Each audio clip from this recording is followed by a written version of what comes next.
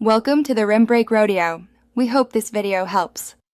You start by picking the exact files you want in the zip. This prevents accidental inclusion of large or sensitive data. Once done, put everything into one parent folder so the zipper tool treats it as one archive. This keeps paths tidy. Make sure applications using those files are closed and you have write permission. Otherwise, zipping can fail or produce locked entries. Doing this first reduces errors and speeds compression when you move to the actual archive step. You now create the zip.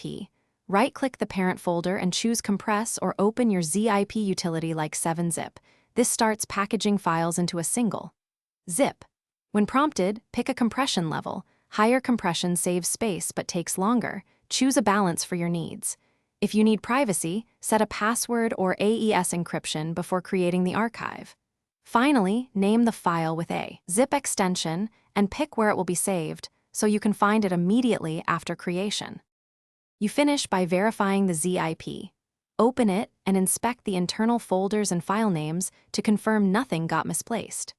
Once satisfied, test extract a few representative files to ensure they decompress correctly and are not corrupted. If you encounter errors or missing entries, retry creating the archive with a different compression level or use the utility's repair function. Sometimes re-adding problematic files fixes issues. Keep the original files until you confirm the zip works.